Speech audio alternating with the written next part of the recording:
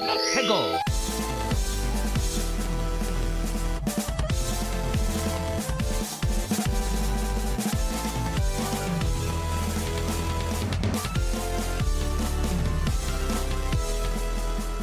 Hello and welcome to another episode of Ferret64 with me, your host, YemmytheFerret.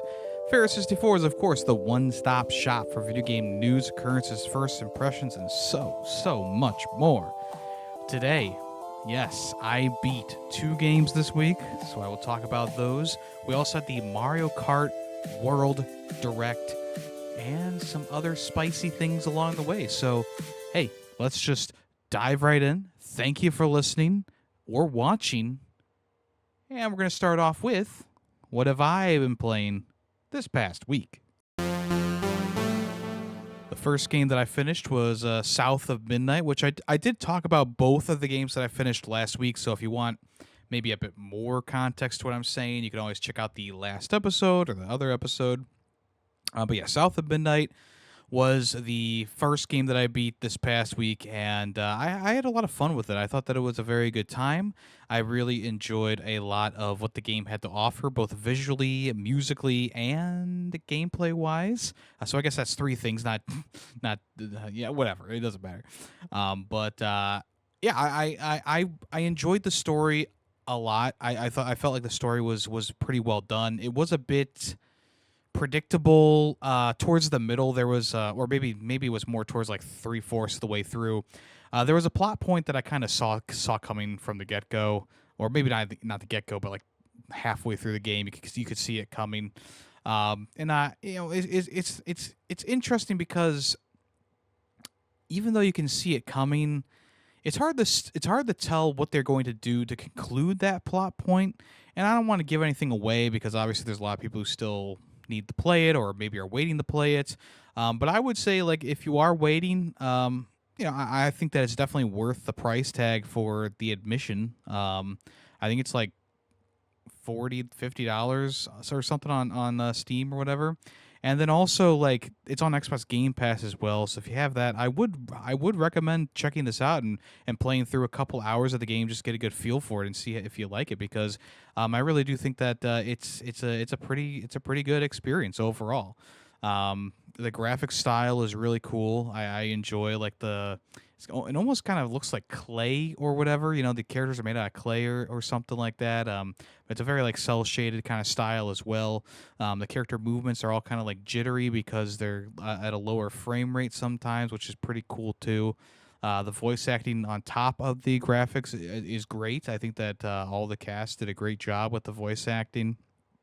And I just like the environments too. Like, you look out over the expansive area, and it's beautiful. It's a bit breathtaking. There's a place that you go to later on that's like this floating, like, I don't know, fragmented city that's very much like New Orleans. And it's just really cool. Like, you get that opening shot of it, and it just looks so cool. It's got all those neon signs everywhere. It's got all these brick buildings and stuff, and it just looks really nice. And the whole game is like that, even though there's some similar vistas here and there. Obviously, the start of the game is a bit one note because you are pretty much just going through like flooded area and swamp area multiple times. But it does change things up occasionally throughout the game, and it does end on a very bombastic note with the floating city, which I thought was fantastic from a visual standpoint alone. Yeah, I mean, the voice acting's great. I think that everyone did a really good job. I especially liked Hazel's voice acting and the catfish. The catfish was really fun. And there's a lot of fun characters to meet as well, and not all of them are dubious. Some of them are just trying to get along in the world, but you do get a lot of interesting stories and background for these characters. I do wish that you got a bit more time with some of them, because it just, sometimes you would just kind of meet the character, do their little quest for them, and then move on. And I was kind of hoping like maybe you could get a bit more time with some of these characters, just to kind of bring it on home fully. But I still enjoyed the story. It's not like there was anything wrong with the way that they did it. it's just me personally. I would have liked maybe a bit more depth to a character or two in there. But obviously, with with the length of the game and what they're trying to do, it doesn't make sense to maybe, I don't know, meander on about a certain character. But would have been nice. That's all I'm saying. It's not something that would take away from the experience. It's just something that would add on to the experience if they did give a little bit more context to characters' lives. Even though, like, a lot of the stuff that you see and a lot of stuff you go through is great. Well, great in context of like story writing, right? Like, sure, not there's a lot of trauma in this game, but there's also a lot of great writing. So that's what I mean by it's great in that aspect, because some of the stories that they're telling are not so great. One of the earliest ones is a brother who is definitely like slower than other people. His brother is kind of dragging him around, and he gets fed up with the people. I don't want to give everything away, but essentially, in the end, he tricks his brother into going into like a tree, and he boards it off and leaves him there. It's pretty brutal. Like, pretty crazy. But the whole part of the whole point of the game is to deal with past trauma, and it's an interesting metaphor that they have, which is like bottle up the emotions and then release them, right? Because a lot of people, that's what a lot of people do, is they bottle up their emotions and they don't talk about things, or they don't they don't deal with it, so it just kind of boils and boils until it finally bubbles over. And in this game, that boiling over, I guess, comes in the form of them turning into monsters essentially, and also having like these strange growths on them, these bright red growths on them that you need to essentially smack a bunch of times and heal. You poke them a lot and then you heal them. So yeah, that's like the main gist of the game. The platforming is pretty good in this one. It's obviously, like I said last time, it's a bit linear in a lot of ways. But I wasn't really looking for another open world game to tackle. I was very happy with it being a bit more linear, with paths that you can go on to find things. And there is a fair amount of things to find. Not only is there like these weaves everywhere that give you XP to spend on new abilities, but there's also notes that you can read, and health upgrades to find as well. I think there's one in each chapter at least. And I felt like the exploration aspect of it wasn't too bad. It felt kind of like God of War-ish, God of War 2018, where that game is also a bit more linear. But this one was a bit more restrictive, I think, than 2018's God of War. It definitely did not branch off like that game did. But once again, I wasn't really looking for that. But if you are a person looking for a new open world game to tackle that's going to give you like a 40-hour story or 50 hours, this is definitely not going to be that. But I think that what it sets out to do is good. It sets out to give a nice, concise story, to the point. No waffling around. It very much knows what it wants to do, and it makes its points, and then it moves on.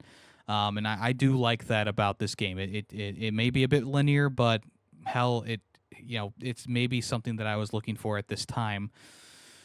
But yeah, I mean, it's also got like I was saying, fun platforming. You do wall running, you do double jumping, you do zip lining. You grab something, or it's like a grapple hook, and you zoomed you forward. There's plenty of different variations of those things, and there's also like these gusts of wind and like a hover system as well, with a glider. So all the platforming feels pretty good.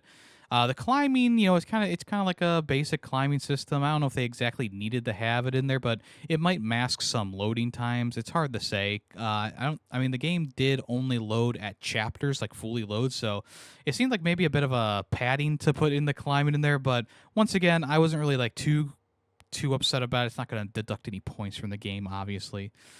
And then the combat for oh my gosh, the combat for the game is also pretty good. I enjoyed it a fair amount. Now it does get a bit repetitive as it goes on, but I feel like they give you a nice mix of enemy variety, and they introduce new enemies pretty gradually throughout the experience. I mean, you get new enemies all the way up until like the second to last chapter, so that is a good thing there, where they are essentially giving you some variety as it goes on. and it's good. I mean, the enemy variety has regular enemies that kind of do basic attacks. They have these other enemies that do ranged attacks. There's other ones that send out like bugs that try and get to you. There's another one that's more like a giant like ogre type dude with a big arm, and he's smashes things around. And then there's also like this big blob enemy too that has multiple flies coming out and has a bunch of underground attacks as well. And then there's also one that is like a shield generator type enemy that projects a invincible shield on them. So there's a lot of creativity there with the enemies and the enemy design. The enemy design is really cool. The only thing that really bugged me about the combat was the fact that one, I think the camera is too zoomed in at times on your character. So, getting crowd control is not an easy thing in this game. And then also, I feel like a lot of enemy attacks aren't telegraphed well enough. They did do an update recently that did help with that by having a more like visible arrow on the ground telling you where an attack is coming from or whatnot.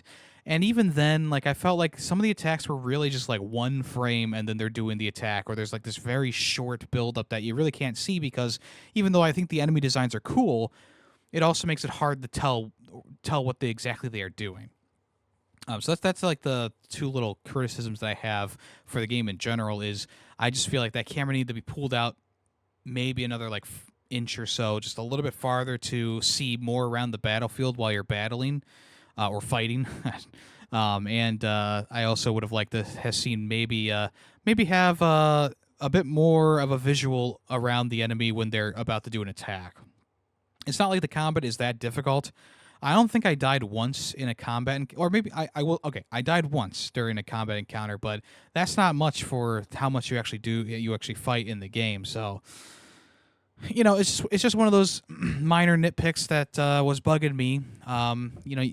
You also, I mean, I could see people finding the combat to be a bit boring here and there, just because it does take a while to add new enemy types, and it takes a while to get new abilities that start to really change the way that the combat works. But once you get all those abilities, and you're using like the weave ability, which wraps up the enemy in webbing, or you're using the pull ability, which pulls the enemy towards you for a big attack, or the push ability. There's also your little voodoo doll character named Crouton, who he can do stuff in the open world or the world as well, where he like can go into small holes and stuff like that. But he also can control enemies for a short amount of time, which was very cool too. And then you also have like this big overall like wide range attack that you can do in like a circle, that also mixes things up. And the new additions to your repertoire do help. So when you upgrade your push attack, now it doesn't just push enemies, but now it causes them to have the weave effect on them. Or if you push them right before they're about to do their attack, you'll do like double damage or whatever. So there's some stuff in there that I thought was was a good gradual system for leveling up and getting things done.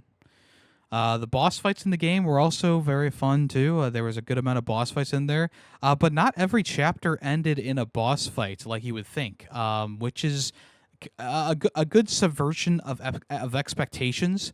So essentially, like sometimes the chapter will end and you don't have to do like a big boss fight. You can just solve the problem of the level and continue on. But the boss fights that were in the game were pretty cool. The one with Two-Toed Tom, the big alligator, the one they kind of teased in the trailers, the multiple trailers that they had. I thought that was a pretty fun fight. You had to like ring a bell in order to get him to stunned, and then you attack the growth inside of his mouth, and then he does change up his moveset each time you take off a health bar chunk. There was another boss fight later on. That was like this big spider lady type thing, and it would send out the web and stuff like that to hold you down. Then it would use like, I don't know, voodoo magic to try and attack you, and then it would also drop these like, I don't know, they were kind of like explosives from the ceiling, and then you would throw them back at her, and then you would go through like a bit of a platforming section to get back to the arena. So yeah, there was some cool stuff in there that I enjoyed for the boss fights, and yeah, I think that all in all, it's a good experience. I think that if you haven't checked it out yet, I think it would be a very good idea to do that. If you're looking for a shorter game, like a 15-hour game, not even, this would be a good one to to play for a weekend and get it done. And I think that, like I said, it's an enjoyable time. The music is great, the character interactions and stuff are good, and the story is nice, and the combat's fun, and the platforming is also fun. So it's a nice full package. I ended up giving this one a 4.5 out of 5. Just some minor critiques here and there about the experience, but other than that, I thought it was a very good time. So, South of Midnight, if you want to check that out, like I said, it's on Xbox Game Pass, but it's also not too expensive, just to buy outright if you so desire. I don't think it's on PlayStation yet. But Xbox has been putting games onto the PlayStation, and I'm wondering if there's also going to be a Switch 2 version of this game when that comes around. We haven't actually seen any Xbox original games on the Switch 2 yet, so I'm wondering if they're going to show off some games that are going to be on the Switch 2 at like the next Xbox event or something like that. But as of right now, it is Xbox and PC, and I'm sure that they'll add to other consoles in the future like they've been doing. I also played and finished Blueprints. Now, I'm not I'm not done with the game yet. There's still things that I want to do, or I need to do, I should say. But I did get the credits to roll, which in my eyes was beating the game. And then there's also other things that you need to do here and there to finish up the grand puzzle, the all over puzzle.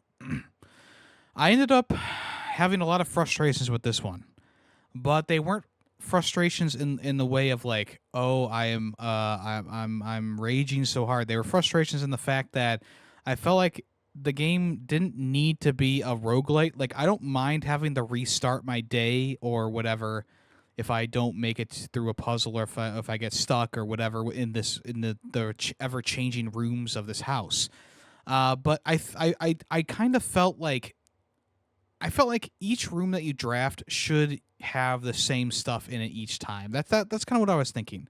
And maybe that would make the game too easy.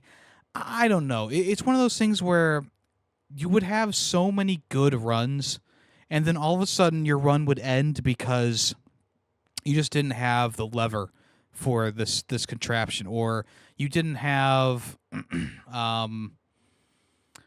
you didn't have enough keys to get through the mansion. Like, there's some things that are random that are fine, like the keys and money and whatever else you could find in there.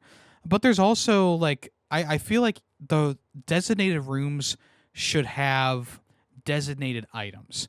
Like the room with the 7 doors that are all locked, that always has a lever in it, but it doesn't always have an upgrade disc or gems or keys. Like, it doesn't always have that stuff in there. And like a room like the garage would be a great place just to put the wrench. Like, you draft the garage, you always get the wrench in there, which allows you to upgrade certain types of rooms. So that's the one thing that I feel like could improve this experience and make it like a perfect experience. As it is, it's not like I hate the idea that it's a roguelite, but it caused more frustrations than I think that it needed to have. Because you would end a really good run simply because, I didn't find the key for the secret garden. I didn't find the sledgehammer, so I can't open any of these boxes to maybe give me an extra key or gem or something like that. I didn't draft the observatory this time, or I didn't draft the queen's chamber, so I couldn't finish this puzzle. There's a lot of stuff like that happens in your runs where you might get to the antechamber, but you might never find the right items to open up any of the antechamber doors. And those antechamber doors don't stay open from run to run. And that's like your main goal at the beginning, is to get to that antechamber room and collect the key that's in there. And I just felt like once you pull a lever in like one of the rooms that you can pull a lever in, I feel like I should just keep those doors open. Like, remove a headache from the game, remove something that is just kind of frivolous after you've done it once. And maybe you could make it so like only one door is open at a time. Like, I think that would be fine. Like, once you pull a lever, the other two reset to normal. I mean, that could be a way around that, like to keep it going. I also felt like once you get the basement key, and I understand it's a part of the challenge to go get the basement key, then go back and do what you need to do. I feel like once you get that basement key, you should maybe hold on to it, or have a way to hold on to it, but you can't. And although there are ways to make it simpler, like you can open up extra secret passages in the basement, or you can do the crypt puzzle and get like some cool stuff there. You can do the blue brazier puzzle, the blue flame puzzle, and get some extra entrances to the basement as well. Um, so there are ways to get around the fact that you need to specifically go to the antechamber and then back to the foundation to get to the basement or whatever. But you still need to have two things go very, very right in order for you to even acquire that basement key over and over and over again, day by day by day. Because you only have a set amount of steps you can take or rooms they can enter each day. You need to find keys, gems, and coins to continue on in the game. You also need to find various items in the game to help you get to that antechamber. And then once you get to the antechamber, it's very likely that you'll either be out of resources or almost out of steps, or both, if the cars just haven't landed right for you.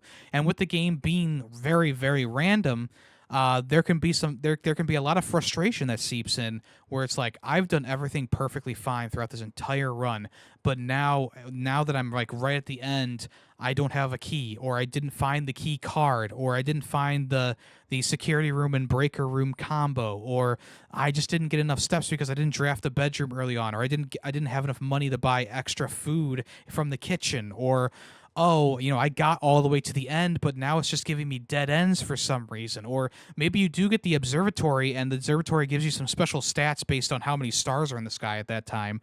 And one of those stats gives you more dead ends throughout the day. So now you're stuck being like, okay, how far am I actually going to get? Because it's going to be starting to give me like dead ends everywhere. So there are times where frustrations can run high simply because of that randomness factor, and simply because there is a lot of repetition of going back through this house day after day after day. That's not to say that the repetition is a bad thing, because I think that even though the game is very repetitive, it felt very refreshing every single playthrough, because you do draft a lot of different rooms at different times, or you find a new room to draft during the course of your adventure, and then boom, bada bing, you have something new for your repertoire when you go through the game again. Or maybe you'll find a special room early on that you didn't find before, because you didn't draft a room all the way on the edge, or maybe there's a special room that shows up only when you draft a specific room. So there's a lot of cool things there as well to mix things up and keep the pace going. So even though some days can end relatively fast, or maybe some days can go on for hours, the fact of the matter is that every run does feel pretty different from the other one, even though you're doing a lot of the same stuff. So I never felt like the game was boring or too repetitive, because even though I was doing repetitive tasks, every day felt different. So yeah, that's a part of what I like about the game. Obviously, is it does feel very fresh each time you go through, and you can have a different goal in your mind, or several goals in your mind for what you want to do, and then however the cards lay is how what you're going to be doing. And obviously, it's a good idea to take lots of notes. I have a private Discord channel where I've just been slamming notes into various safe codes that I found, various rules for different puzzles that are in the game, the way that the pump system works for the pump room, because that never seems to click with me when I first find it. Also, like just general secrets that I've found throughout the game as well. Just write the stuff down for that. So it is a very good idea to keep notes, because the game does not keep track of these things for you.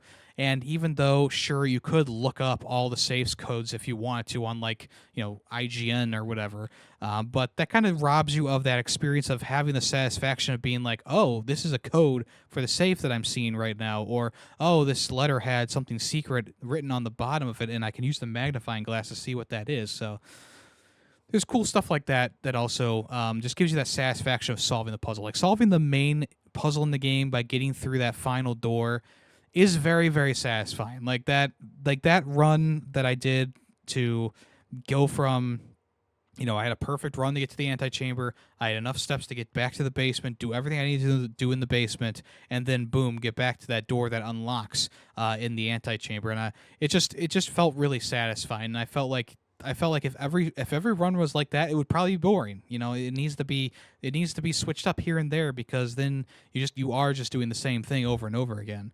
And I guess that's why they didn't want to put specific items into specific rooms, is because then, if you found the den, and the den always has, let's say the den always has the silver key in it, then you always are drafting the den for that silver key. So I guess it could become repetitive like that as well, where you're drafting the specific rooms when they show up, because you know that there's something good in them. So I guess that it does make you choose different rooms at different times. I suppose the rooms that you're going to draft a lot are like the dart room, the billiard room, or whatever. The den is a good one to get, actually. I also ended up drawing the drafting room a lot, because you could get new stuff. The observatory was a great one to draft to. And also I always tried when you see the security room, to get that, and then the breaker box room later on at a place that it can go. I would recommend also doing that as well, because that's a good combo for later on, because there are key card doors.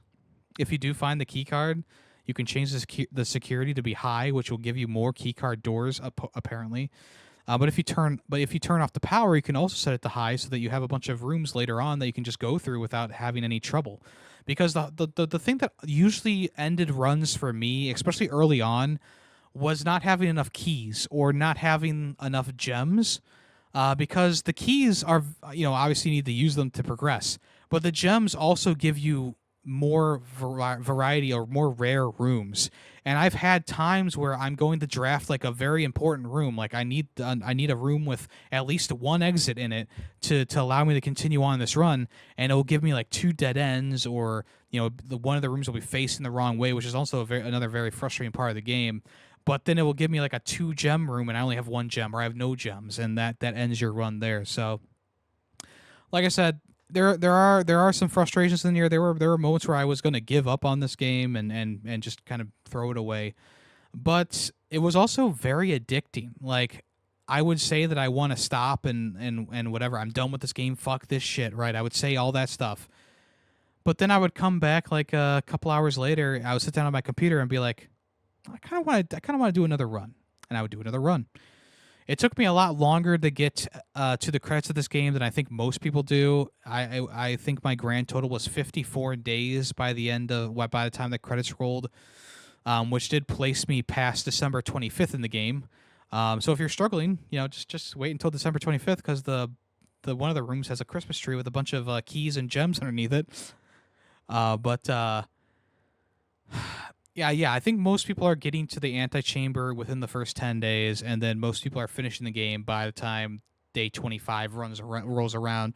So it does feel a little bit bad for me, because it's like, you see a bunch of people going, "Oh, I got done with this game in day 20, and I was barely even taking notes too." Boasted about their achievement there. Yeah, it's cool though. It's cool that people are having different experiences with this, and people are getting to the end at their own paces. Yeah, for some reason, like, it didn't click for me to start taking notes until too late. It was already like day 30 or so when I started taking notes, which was a very bad idea.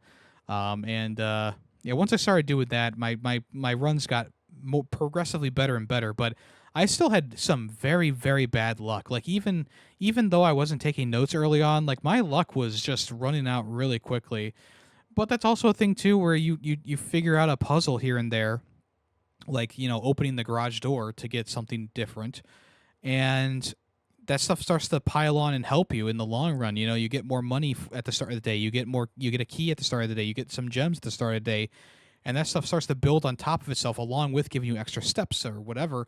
And that's what what will finally give you, what you need. And there's also rooms that you can draft too, like the freezer or the steam room, the sauna, which will help you on your next day. So if you are in a tight spot where you really there's no feasible way for you to get to the end, but you still have places that you can draft in, yeah, try and draft those rooms that hold over to the next day or whatever, because that will really help you out as well on your next run. So if you draft the sauna room, and it gives you like 20 or so extra steps at the start of the next day. There's also another room that I just mentioned that I forget the name. The freezer. The freezer will actually freeze your stats, so your coins and your keys and your gems, and all those will transfer over to your next run. You just won't be able to use any of that stuff for the rest of your run, which is it's a good reason to draft that at the end when you know that you can't do anything else. So yeah, I mean, there's a lot of strategies that go into this game. There's a lot of puzzles in this game. There's things that I haven't finished yet that I would like to go back and finish. There's this puzzle that has to do with a chessboard that is pretty tricky, but that's one that I've been working on for a while. And that didn't even like pertain to like the original credit ending of the game. So it definitely seems like there's even more secrets and even more fun stuff hidden in the hollows of this game. So yeah, I was very entertained by it. I had my grievances, of course, but in the end, I felt like it was a very good experience, and I also gave this one a 4.5 out of 5 in the end. Okay, let's move on to what's in the news. Okay, so the Mario Kart World Direct was this past week. I decided not to give it its own, like, what was announced at the game showcase, because, to be honest, there really wasn't anything that we didn't know in this Direct. Like, there were some things that they announced that, like, you kind of figured were in the game, but this wasn't really that great of a trailer, extended trailer for this game, because I went into this really hoping that they were going to show, like, oh, this is why the game is $80, because, oh, look at all this stuff we did. Look at this cool thing that we didn't show off originally. But essentially, this is just like, I mean, it's an open world Mario Kart for like, yeah, that's one thing. But like, I don't see anything with this particular Direct or with the past trailers for it that say, oh, this is why it's an $80 experience. I don't see that. I feel like this game should definitely be like, a Donkey Kong Bonanza is $70, so why isn't this game $70? Why is this the one that is $80? Is it because they've been working on this game since before the Mario Kart 8 tracks, the DLC tracks came out? Is that why? Like, because Tears of the Kingdom took them extra time to make, but they were able to explain that one. Like they put out that this Tears of the Kingdom update that they were like, this is why the game is $10 more than usual. This is why it's our first $70 game. Like this is all the things you can expect, and there was even more that they didn't show off. And I'm hoping that is what happens with this game.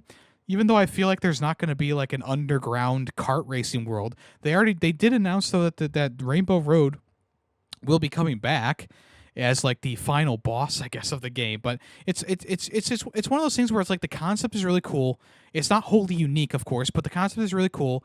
Racing on these courses that are just kind of built into the open world, and then racing to the next world by going through the open world. Like it's a really cool concept, and you can actually, during the original Switch 2 Direct that happened, they showed like the Mario Kart Super Circuit course with the blocks on the side. Like you actually raced through that course to get to the next course, which was cool. Like that's a really cool idea. I think that's a really interesting concept. Is it worth an extra $20 on the price tag?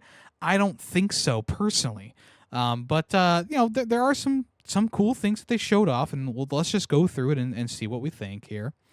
There are some courses coming out with this one, we already know, but there are some special ones that they highlighted. So there's some new ones here for Mario Kart World.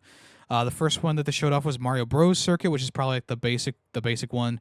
Crown City, Salty Speedway, Starview Peak, and Boo Cinema, which featured a Dracula Waluigi, which was pretty lit. And then they also highlighted some courses that were going to be coming back, and one of them is Toad's Factory, which was a fan favorite on the Mario Kart Wii. It also was one that people really wanted to see come back, but they didn't bring it back. But they're bringing it back now. Peach Beach, which does not really look like Peach Beach from what they showed, but hopefully it'll make it more fun. And then Wario Shipyards was also shown off as well, which I don't remember what that one is. I think that's from the DS game, if I'm not mistaken. But yeah, that they showed off some courses, not all of them, of course, but they showed off some courses, and they also showed off the little snippets of other courses that are in the game that you can possibly race through as you're getting to a next course, which is one of those things that I feel like is really cool, is racing through the other courses to get to a course, or part of another course to get through another course. Characters, some characters in the game. Obviously, like there's gonna be tons of characters. I mean, I feel like there's gonna be like 100 characters in this game. They have everyone's here. Everyone is here, including Goomba and Cow and Lakitu and stuff like that. Like, there's just so many characters in this game, and to kind of add on to that, there's also a lot of different cart configurations in the game too. So you choosing the best cart for your character that you're using is imperative. That also means that the cart customization is gone. You can't really customize your cart anymore. They're just pre-made carts, which I don't know if that's inherently a bad thing. I think a lot of people still enjoy like Mario Kart DS and Mario Kart Wii, because you could just kind of flip through the carts and instead of having to make your build every single time. But I think that it's fine. I think it's fine in general. They also showed off that the food stuff. So you get new outfits by eating the various food bags, and you unlock those outfits in the open world by running over like question mark pads or something like that. Then they also showed off some new items in the game as well. There's some returning items and some new items here. Some of the new items are coin shells, which will drop coins in its path as it goes along. Ice flower will temporarily freeze enemies. The hammer, you'll be able to throw the hammer in like an arcing motion, and then the hammers will stay on the field for a couple seconds. The mega mushroom makes you really big, allows you to run over other players. The feather, which is coming back from like Mario Kart Circuit, allows you to jump over enemy projectiles, and also they also re-added in the fact that you can get some shortcuts with that as well. And then Chemic is actually an item in the game, which I forgot about from the original Direct. So Chemic is going to be in here, and he'll be able to transform the other racers into things, which is kind of crazy.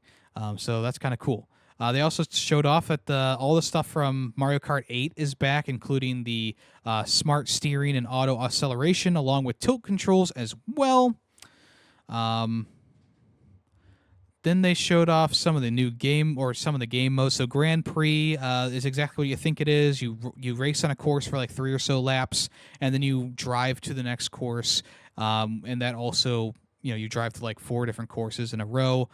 Knockout Tour is like the Battle Royale mode, where you have sections, like 6 parts of the open world made into tracks, right? So you're racing from track to track still, but the last like 6 people behind you at the end of the pack get eliminated. So this is going to be I think that's going to be a pretty cool thing there.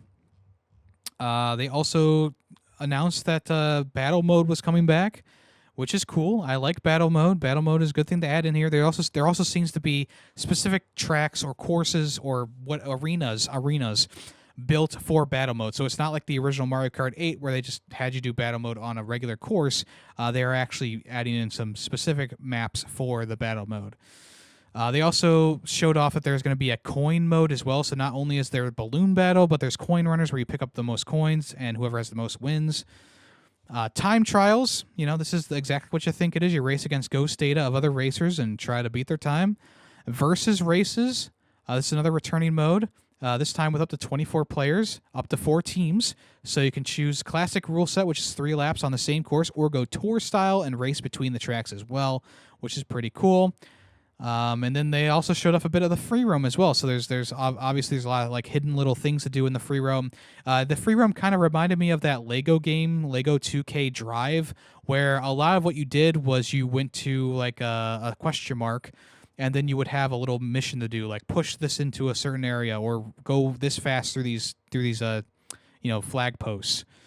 So once again, you kind of go up to like a character in the game or a question mark on the map, and they give you a little quest to do, and you do that, and then it gives you I don't know what it gives you exactly, but you might earn like a new outfit, or you might get like a new vehicle or something like that, which is nice. I think the biggest thing, and maybe it is the thing that is causing the game to be raised in price, is the fact that they are very much pushing this whole like camera system, right? Essentially, they are really pushing the sold separately camera, the chat button on the console, like they are very much like pushing that forward, because I think that's a main part of the gimmick of this game, is to have that chat system where you can watch other people play in parties and chat with other people, use the camera to see your friends' reactions. Like that's just, I feel like they've been using that mostly with Mario Kart World. Like, even though there are other games like the Mario Party Jamboree that has been showing off the camera controls as well, it does seem like they're pushing it more with this game, with Mario Kart World. So maybe there is going to be more to do with that stuff in this game. They didn't really show too much other than the basics, but I guess we'll find out. Talking too much.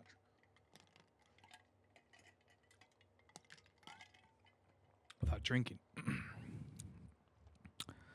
And that, I mean, that was pretty much it. There wasn't really much else shown off about the game, which was, I mean, it was just kind of like a, why did you even do this kind of thing? Like, if you were going to show off the game, you should have definitely, I mean, this could have been like an extra 15 minutes in the original Switch 2 Direct. Like, I don't think they really needed to show any of this specifically. Because mostly everything that we saw in this trailer we already knew about, minus some minor things like the battle mode or whatever. I forgot to mention they added in a new trick, a charge jump, so you can jump onto grind rails and stuff like that. So you have to charge your jump and then of course get up. You get some air. The wall running, as we already know, is in there as well, which opens up the possibility for more shortcuts and stuff like that. And this system also is very cool. It's very cool. Like, the ability to, wall ride into a jump and then get to a secret area or whatever. That's very cool. The one thing that they showed off that I think a lot of people are kind of like, why are you even including this, is the rewind feature, which allows you to rewind and try and, make a jump again or do whatever again.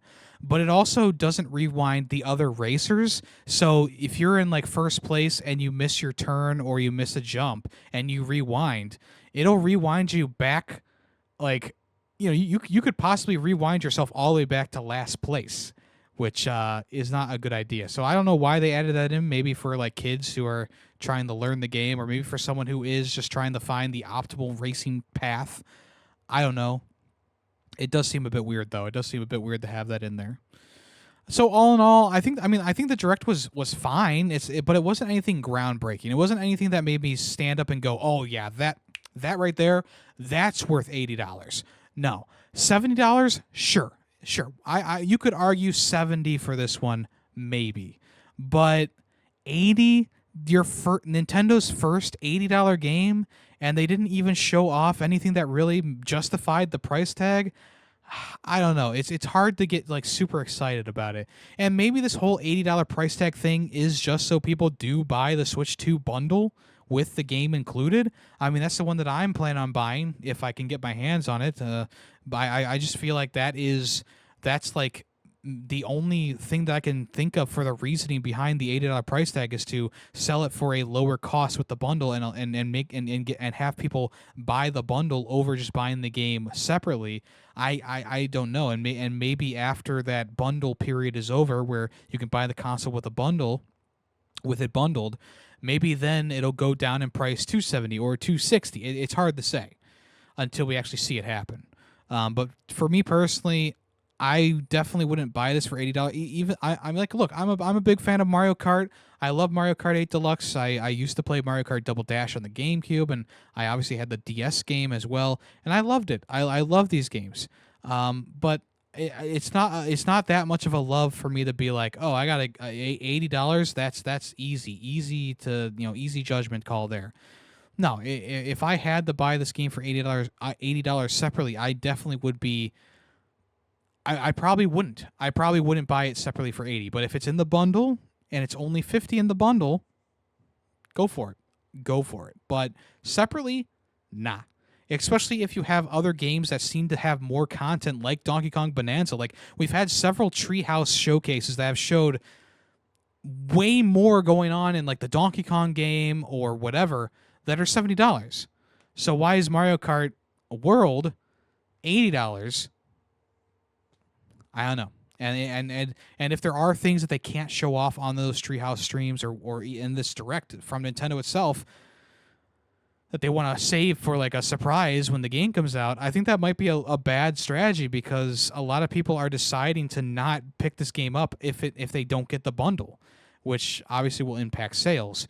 Apparently, though, as Doug Bowser stated in a interview, he was like, "Well, some people just won't be able to buy this, and there's always the Switch One, which is the Xbox Series. The Xbox One rhetoric, which was like, oh, for people who don't want the Xbox One all-in-one features, we have a console called the Xbox 360, and like that was received very poorly when that happened. And I mean, I don't see as much outrage or maybe anger about that for the Switch 1 to Switch 2. Like, I feel like if you're going to be making the Switch 2, you should be telling people, like, yes, this is going to be a big step up, and it looks like it is going to be. Like, that's the thing too. Like, it's not like the from the Switch 1 to the Switch 2 is like such a minor difference that it's like the OLED version of the Switch. No, it looks like it's going to be like a very, very good console. It looks like it's going to be something that's a major step up from the original Switch. But when you have Doug Bowser coming out and saying like, hell yeah, well, if you can't buy the Switch because the price is too much or the games are going to be too much money, you can always buy the Switch. You can keep the Switch 1. You play games on the Switch 1. That's the type of mentality that's kind of been sinking the PlayStation 5 generation, the Xbox Series X generation, and now it seems like the Switch 2 generation is going that way too. But the main difference here, though, is that there are a lot of Switch 2 exclusive games. Mario Kart World is exclusive to the Switch 2. Donkey Kong Bonanza, exclusive to the Switch 2. That Drive and Drag game, exclusive to the Switch 2. But you also have some cross-platform games as well, and I think the games that are cross-platform, like Metroid Prime 4, are games that they announced before the Switch 2 was announced. So I think that's why they're keeping with those games coming to the Switch, because they said that they were coming to the Switch originally. And Nintendo, say what you will about their pricing right now. Obviously, there's a lot to be said about that, but they do seem to have consumers in mind for the most part. For the most part, obviously, the price tag for these games is egregious. For like $80 for Mario Kart World, definitely should not be happening. But they do seem to have consumers in mind, like with Metroid Prime 4 still coming to the Switch 1 and stuff like that. So there you go. There's me like defending giant billion-dollar corporation for some reason. They also released a trailer with Paul Rudd, which was kind of fun. Paul Rudd looking like a middle-aged mom in his like blazer and longer haircut. But it was a fun little commercial. Didn't show off anything new, but it was a fun little commercial. So yeah, that's the Mario Kart World Direct. It was fine. I would probably rate it like an average, like C+ probably, because I don't think that they announced anything too super crazy off the wall that like I said, that made me stand up and be like, oh my god, that was amazing. No. It was average for me, maybe a little bit above average, but nothing that'll knock your socks off. And I mean, we've seen most of the stuff that they did in this in the Treehouse events too. So they almost slowed their own roll by doing all the Treehouse stuff and then releasing this, kind of like overview of everything that they already talked about or shown off. But I digress. As I predicted last week, that's right. Me. I said that the Switch 2 pre-orders were going to be re-announced this last week, and what do you know? Nintendo on like Friday or Thursday, they put out a statement saying that the new pre-order date for the U.S. is April 24th, which is very soon. I talked about the tariffs last week. I don't want to dig up any of that crap, but essentially tariffs for electronics and across the board have been very much decreased. Now, technically, they are saying that the Switch 2 is a toy, so I don't know how much. I mean, that obviously did affect some prices, which I'll talk about, but for the most part, the Switch 2 console itself and the games are not rising in price. There's some accessories that are getting some price increases, though, probably because it's being listed as a toy or toy accessory. I don't know why. So they came out on their website and said retail pre-orders for Nintendo Switch 2 will begin on April 24th at launch. The price for Nintendo Switch 2 in the U.S. will remain as announced on April 2nd at $449.99. And the Nintendo Switch 2 plus Mario Kart World bundle will remain as announced, $500. Pricing for both physical and digital games of Mario Kart World and Donkey Kong Bonanza will also remain unchanged at launch. However, Nintendo Switch 2 accessories will experience price adjustments from those announced on April 2nd due to changes in market conditions. Other adjustments to the price of any Nintendo product are also possible in the future depending on market conditions. We apologize for the retailer pre-order delay and hope this reduces some of the uncertainty our customers may be experiencing. We thank our customers for their patience as we share their excitement to experience Nintendo Switch 2 in June 5th, 2025.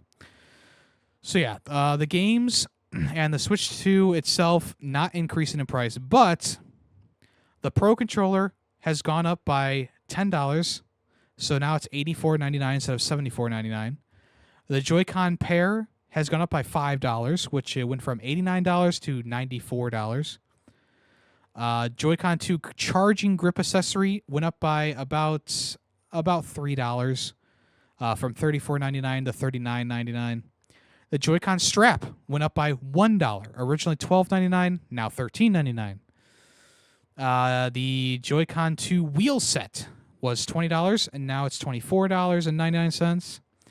The camera was originally $50, now it's $54.99.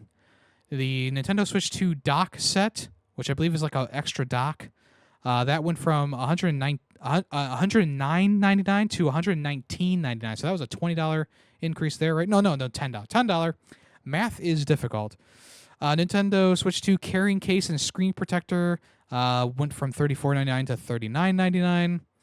The Nintendo Switch 2 all-in-one carrying case was $79.99, and it went to $84.99.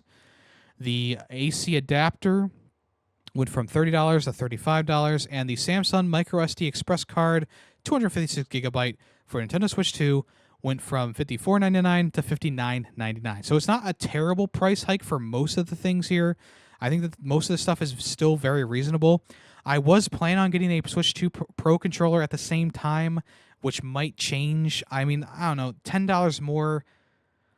I mean, you know, if I'm already willing to spend almost $75 for it anyway, like what's $10 more, I guess you could say. But we'll see. I mean, you know, the 24th is right around the corner. I do have notifications turned on for everything like GameStop, Best Buy, Target, etc. Like if I don't get it at Best Buy, I will quickly go over to GameStop, and if I can't get it at GameStop, I'll quickly go to the next place.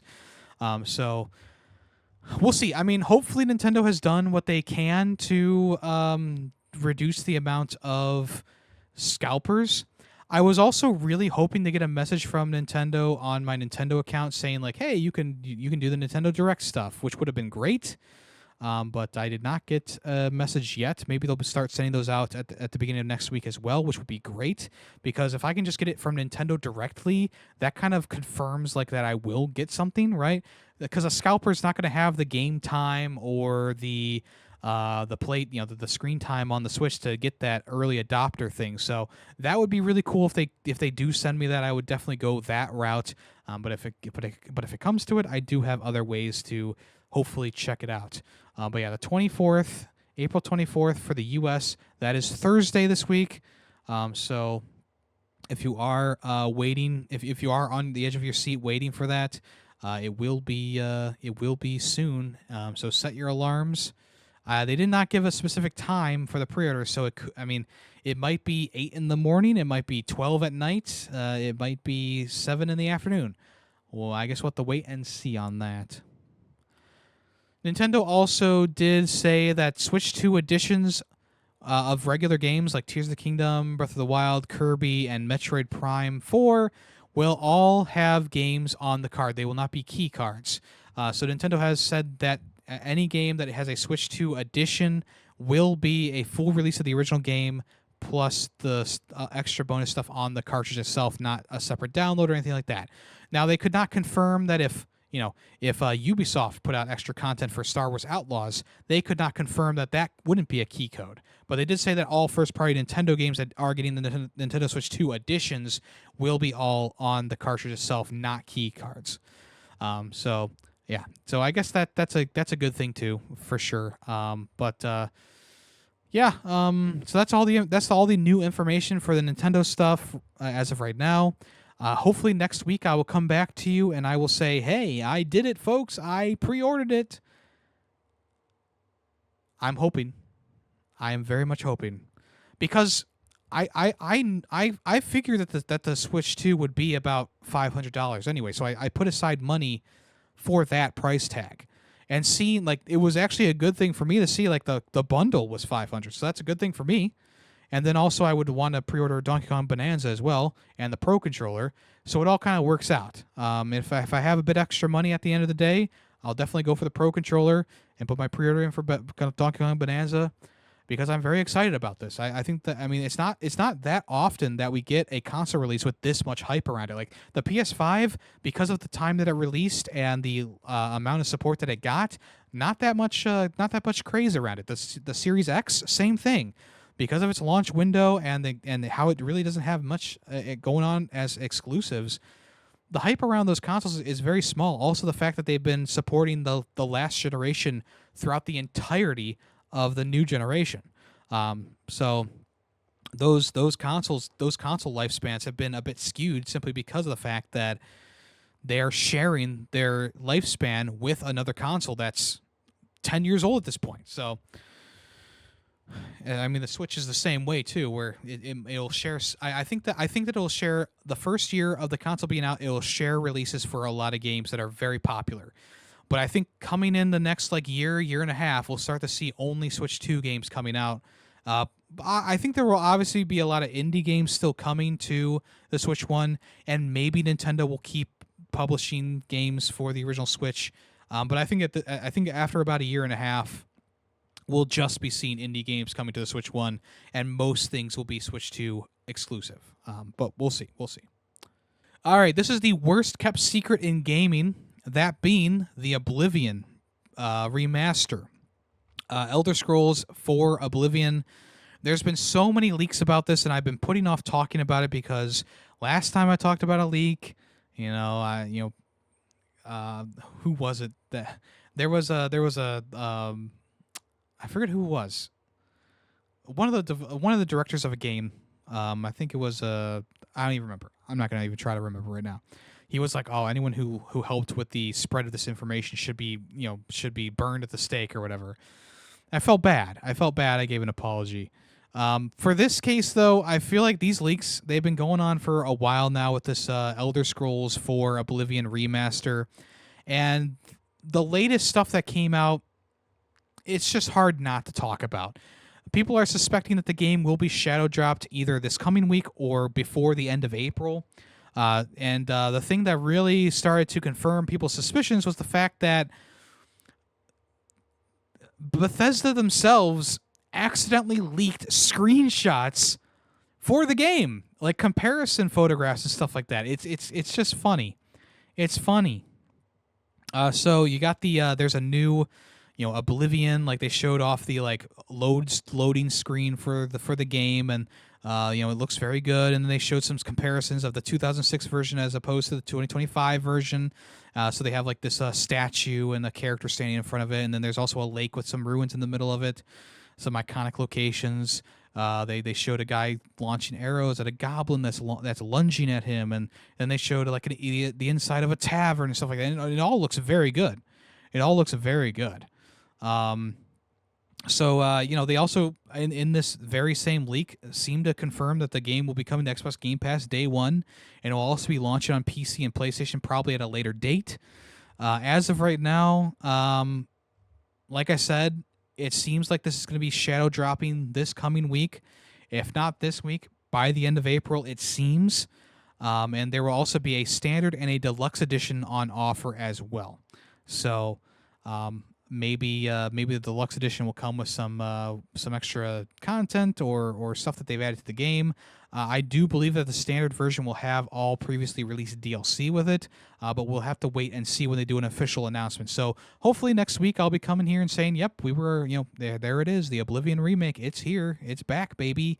This is something that people have been wanting for quite some time because Elder Scrolls Oblivion is a very popular game still, much like New Vegas or Fallout 3 or I mean, obviously Skyrim has had plenty of re-release at this point, but Oblivion is one of those games that started people's love for the Elder Scrolls series. It also, I believe, was the first Elder Scrolls game to be like fully, open world and stuff like that too. So there's a lot of history here, and if judging by the screenshots, it looks like they've improved a lot about the graphics. We'll have to see if they improved that UI or the very code of the game. I guess we'll see. All right, speaking of Xbox, backwards compatibility has gotten better, they say, because the new remote play feature is now live. So remote play will allow you to actually, log into your Xbox 360 or your Xbox One through like a web browser and be able to play games on either the Xbox Series S or X, mobile, and in your browser, like I said. So this will support many, many games. Like anything that you can load onto your Xbox One or Xbox 360, it will work because it's just using the Xbox 360 and then streaming it to whatever place you're playing it on. I think this is a very good idea. This obviously coincides with Xbox's. This is an Xbox campaign where your phone can now be an Xbox 360 if you want it to, because it'll just pull it up on the phone. Or you can play your Xbox One from work. You can play your Xbox Series X from work, obviously. This whole remote play feature is very nice, especially if you don't want to like boot up your Xbox. And I guess you still need to boot up your Xbox anyway, so it's not like it's that big of a deal. But it'll allow you to you don't have to put an HDMI cable to your Xbox. You can just put an Ethernet cable to it or whatever, and you can play it anywhere that you want to. You can play any game that you want through that web browser or through that remote play system, which I think would be great for a lot of people. So there you go. And then finally for the news today, the PlayStation price increases have hit another country. That is right. Canada has now had their prices risen for PlayStation Plus Essentials, Extra, and Premium tiers. Just in time for Easter, they're up. They're rising. Also, happy Easter. I hope you had a good Easter. I hope if you don't celebrate Easter or whatever, I just hope you had a good weekend anyway.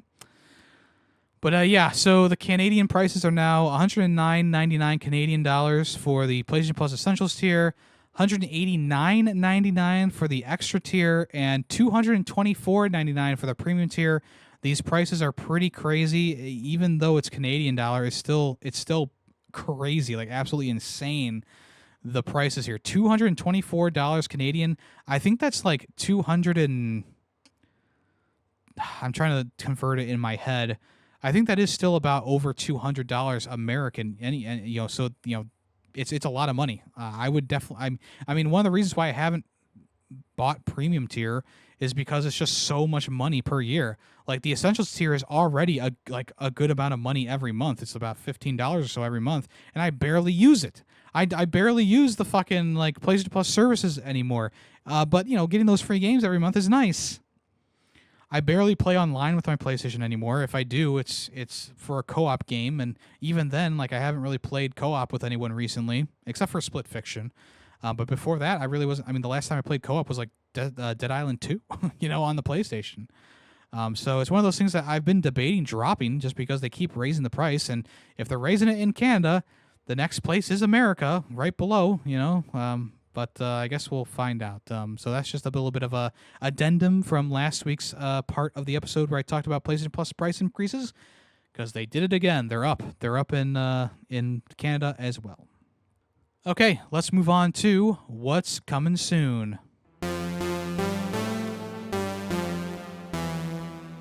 All right, we had a bunch of like Star Wars presentations this past week, and one of the main things that they announced was Star Wars Zero Company, which is coming out in 2026. So maybe not soon per se, but relatively soon, I guess. The cinematic trailer that they showed off looked fine. There's nothing. There wasn't nothing too crazy. It seems to be set during like pre-Clone Wars, around the prequels time, because there are battle droids and super battle droids and whatnot, and also like Jedi and like Mandalorians everywhere. And the game looks to be like an XCOM type game, where you control a squad of clones and Mandalorians and a Jedi and whatever, And yeah, you fight enemies in like turn-based style, like just like XCOM. So if you know what XCOM is, you know what this game is going to be like. Obviously, it has its Star Wars flair to it. So you got Star Wars characters in there, of course. But yeah, I mean, there's nothing much to say about it because we didn't really see too much about it. But yes, it does look like XCOM, and I'm sure that there will be like a permadeath system for characters and stuff like that. Or maybe you need to like heal them with Bacta if they get too damaged and they're gone for a couple of battles or whatever. I don't know. I'm not like a huge fan of the XCOM style games. Like I kind of got into Mario and Rabbids back in the day, but I've never really been too big into these. Like I tried that Gears of War tactics game and stuff, and I just never really played them for too long because I tend to get kind of frustrated with them just because of once they get past the tutorial, they start to like really throw bizarre configurations at you and stuff, and it just kind of ruins it for me. But maybe this will be the thing. Even though I'm not like super into Star Wars anymore. Maybe Star Wars XCOM is what I need. I don't know. Speaking of Star Wars, a new DLC for Star Wars Outlaws has been announced called A Pirate's Fortune. This is story pack number 2, and it features Hondo Ohnaka, one of the more fan favorite characters in the more recent Star Wars universe. But yeah, Hondo Ohnaka is going to be there. You help him out, help him get out of jail, and you maybe do some stuff with him. They did bring Jim Cummings back for the Hondo Ohnaka voice, which is great. You love to see it. Jim did say that it is one of his favorite characters that he's ever done, is Hondo Ohnaka. So it's cool to see more dialogue and more stuff with him. I think that's awesome. Love that. So this actually might make me want to play the game. Like I played a bit of it back when it came out, but I didn't really get too far. They've updated the game since then. They've added some story stuff in there, so maybe this will be one of the things that gets me back into playing the game is the Hondo Ohnaka DLC. I could definitely see myself maybe possibly picking that up and playing that. But yeah, it is a paid add-on. An update will also launch alongside the game, which will give the players a bunch of cosmetic items based on Star Wars Skeleton Crew. The original DLC pack, which arrived back in November, was called Wildcard, and that also was pretty well.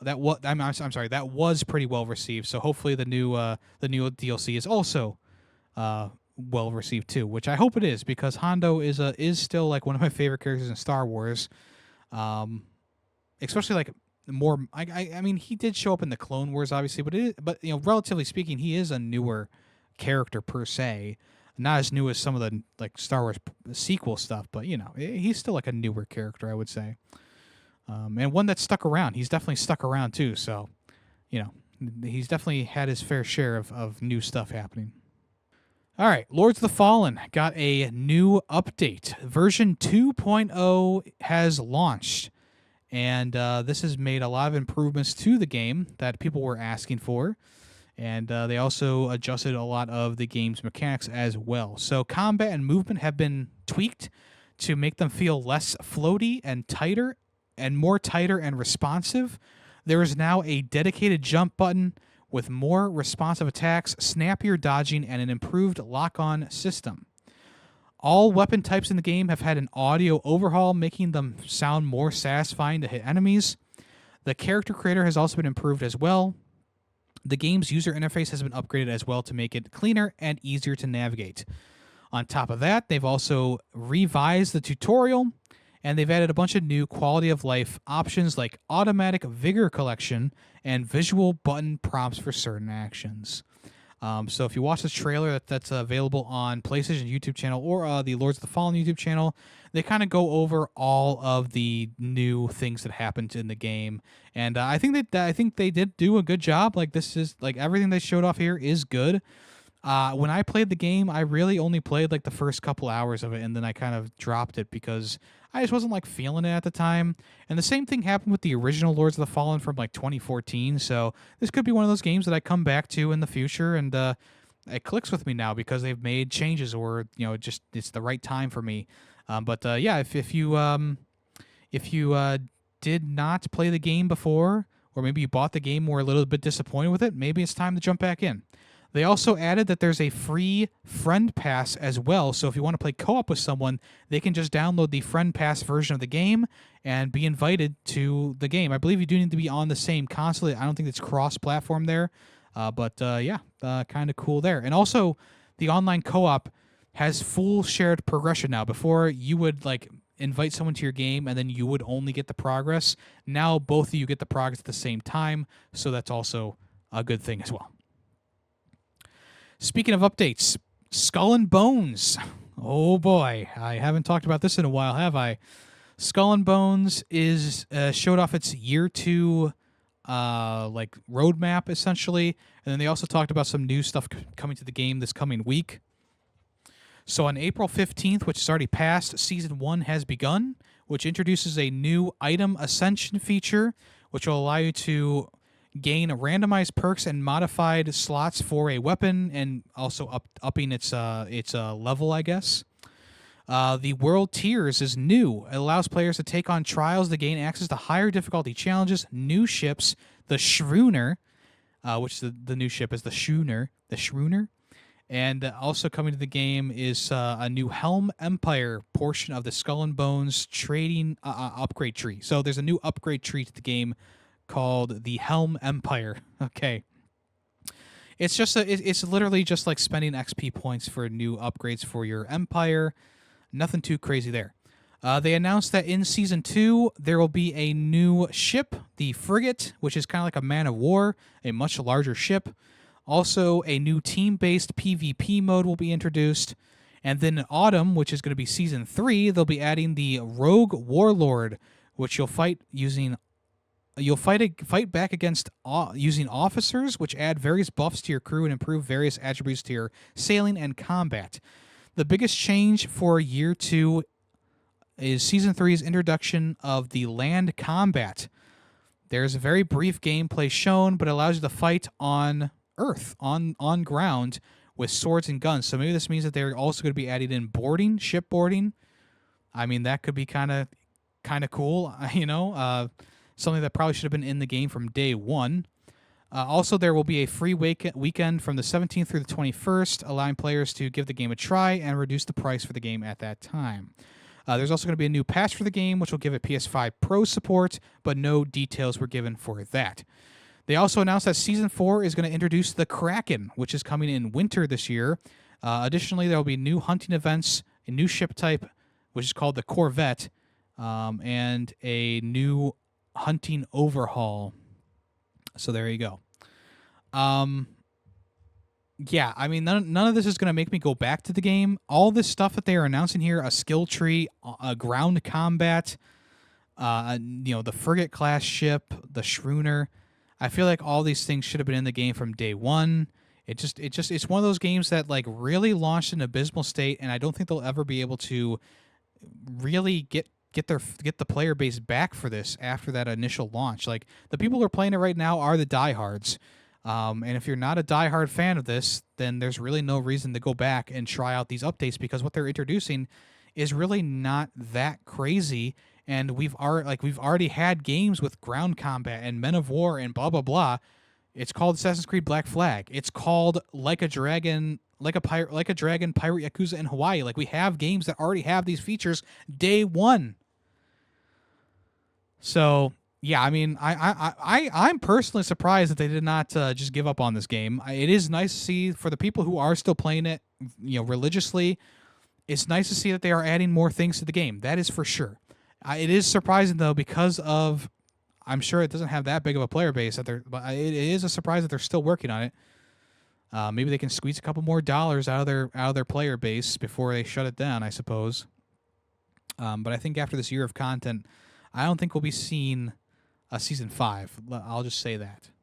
World of Goo 2 is coming to the PlayStation, and I believe it's also coming to the Xbox, although this article doesn't mention that.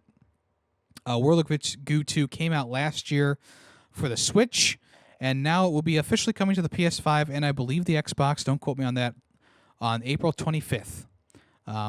So not much else to be said about that. Just I don't know if it's getting a physical edition either for the PlayStation. It got a physical edition for the Switch, but I don't know if it'll get a physical edition for the PlayStation. I think World of Goo 2 was fine. I did not get around to playing it last year, even though I was very excited for it. But yeah, it's just how the cookie crumbles sometimes. Sometimes you just don't have time to play everything that you want to play. So I'll get around to World of Goo 2 eventually, but as of right now, it is coming to PlayStation on April 25th.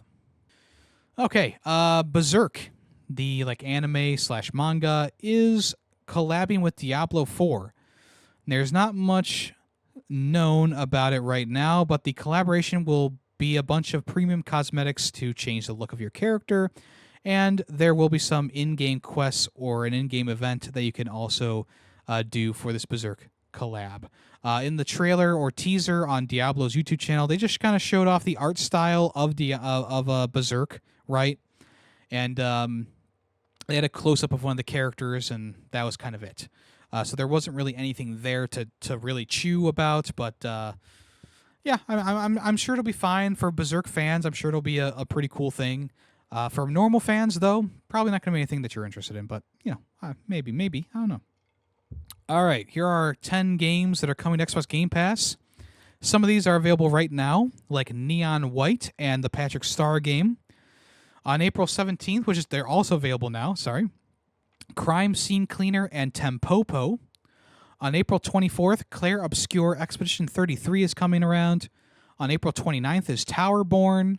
April 30th, Far Cry 4. May 1st, we're getting both Anno 1800 and Call of Duty Modern Warfare 2. Not the original one, the 2021 game, 2022 game. And then on May 6th, we're getting Dredge. I think this is a really good lineup. Starting off with Neon White, fantastic game. One of my favorite games that came out in 2023. Very, very good game. I love that game. Fast-paced, first-person shooter that is like a speed run challenge all the way through. Very fun, very cool. The Patrick Star game, I talked about this game last year or early this year, I forget. Goofy game, physics-based, very much like Goat Simulator, except you play as Patrick with SpongeBob characters. Very weird, but pretty fun. Tempopo, I haven't gotten around to playing that, but it's a rhythm game where you guide like a character through a musical landscape. Claire Obscure Expedition 33, brand new game, brand new IP from an Xbox developer, right? So that's coming to Game Pass day one, which is great. Far Cry 4, good Far Cry game, enjoyable Far Cry game. Anno 1800, good strategy game, like city building game. Call of Duty Modern Warfare 2, one of my top 10 games from the year that came out. It was number 10 because I just really enjoyed the game. Like, it was a fun multiplayer experience and a fun campaign experience, and that's really all I care about. It's probably, I mean, I think the campaign is worth it to play. The multiplayer, probably not. Probably not worth to go back to now, but I thought that the campaign still stands on its own. Like, the campaign is still really great. And then also Dredge coming May 6th, another top 10 game the year that came out. I really love Dredge. It's a very unique like fishing game kind of thing going on where you play as this little boat and you're fishing and dredging the depths of the ocean to get new fish, and you find like these crazy fish, and there's like all this psychological and supernatural things going on.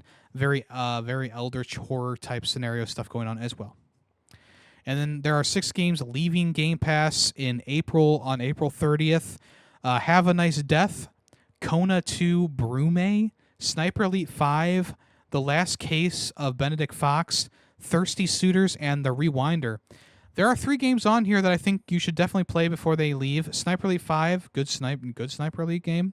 The Last Case of Benedict Fox is like a 2D platformer puzzle kind of game. Definitely worth your time. And then Thirsty Suitors, strangely enough, Thirsty Suitors was also a very cool like turn-based battle game, but also had like romantic stuff in there as well. I thought it was a pretty good game. If it did not come out in a year that had so many good games, it probably would have made the top 10, but obviously it didn't because there's a lot better games, but it was still a very fun time, very, very interesting. And that'll do it for today, folks. That'll do it for today. Let's go ahead and listen to today's song. If you know the name of the song and the game that came from, either comment below on the YouTube comments the name of the game that came from and the song name, or you can head over to the Spotify comments, leave a comment there.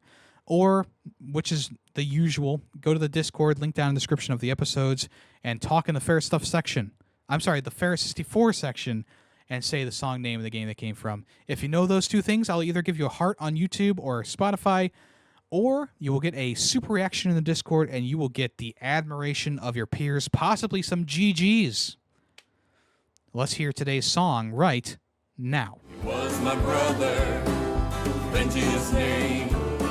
He saw things different, he was my shame. And I said goodbye, I said farewell. I took my hammer, my ticket to hell. All right, once again, know the name of the song and the game that came from? Let me know. All right, folks, I hope you enjoyed this episode of Ferret 64. If you want to check me out, it's all at YemmytheFerret. These episodes of the podcast come out every week, but I also run a podcast called Film Freaks with a Z, where we talk about movies. We're just starting Season 4 with Callus joining the crew once again, and we recently talked about Deep Cover, which is the latest episode you can check out now across all different platforms. Also, if you want to check me out on Twitch, I stream on Monday, Tuesday, Thursday, and Saturday. Right now, we are playing through Death Stranding and the first Berserker Kazan. We are making lots of progress in both, so it'll be no time, hopefully. But hopefully we'll be able to finish those games before the summer starts up. I feel like we should be able to. But yeah, I stream on Monday, Tuesday, Thursday, and Saturday. www.twitch.tv.com/YemmytheFerret. Anything else, it's all at YemmytheFerret, whether it be our Twitch, Twitter, YouTube, Blue Sky, etc. I also have a VODs channel that has all the past VODs from various streams. And then I also revitalized Fubar Ferret, the other podcast that I used to do 2 years ago. It's been 2 years since the last episode. Those episodes are going to be coming out monthly. So if you want to check that out, the new episode should be up in 2 weeks. 2 weeks it should be up. You want to check that out. All right, folks, have a good rest of your day. Have a good rest of your week. Have a good weekend. I am YemmytheFerret, and I'll talk at you tomorrow. Next week. Not tomorrow. Next week. So long. The Ferret 64 podcast is owned and edited by YemmytheFerret. Small sound clips used throughout the podcast were made by YemmytheFerret. The song in the intro and outro is Nightshade by Adhesive Wombat. The Ferret 64 logo was made by Player2P2. News sources include PushSquare.com, NintendoLife.com, and PureXbox.com. All opinions, video game related, are my own. Thank you for listening.